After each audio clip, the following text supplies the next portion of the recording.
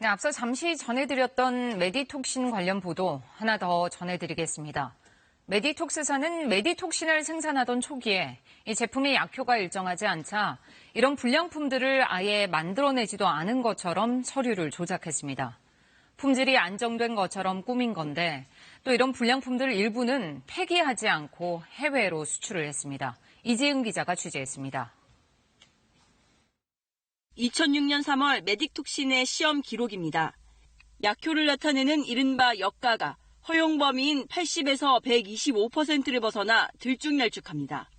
역가가 낮으면 효과가 떨어지고 너무 높으면 부작용 가능성이 있습니다. 메디톡스사는 이런 불량품을 폐기하면서 제조 기록서에 손을 댑니다. 애초에 생산하지 않은 것처럼 제조 번호를 없애거나 다른 제품의 제조 번호로 바꿔치기 했습니다. 해당 약병과 마개도 무자료 전표로 처리했습니다.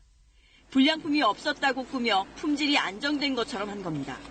위법입니다.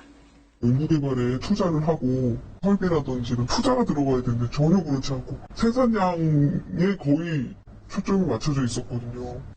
일부는 폐기하지 않고 빼돌렸습니다. 제조번호 NNX0613, 평균 역가가 127.8%로 허용 기준을 벗어났습니다.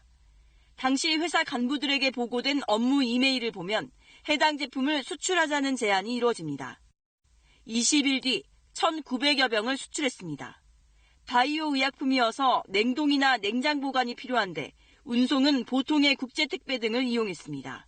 생물학적 제재이기 때문에 냉장, 냉동이 지켜져 있지 않고 상온에서 보관될 경우에 보톡스의 효능이 떨어지거나 변화가 될 수가 있겠습니다. 메디톡스사는 택배 포장도 적정 온도가 유지되도록 했고 온도 변질 확인 장치도 부착했다고 해명했습니다. 이런 의혹은 최근 국민권익위원회에 공익제보로 접수됐습니다.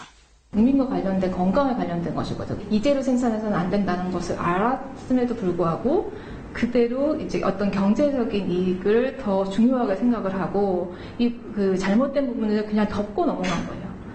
식약처도 즉각 조사에 착수했습니다. 조사를 통해서 충분히 소명하였고 결과에 따른 모든 책임을 질 것입니다.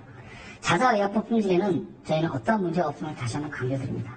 메디톡신은 출시 13년 만에 3,600억 원어치가 팔린 국내 시장 점유율 1위의 보톡스 제품입니다. KBS 뉴스 이지은입니다.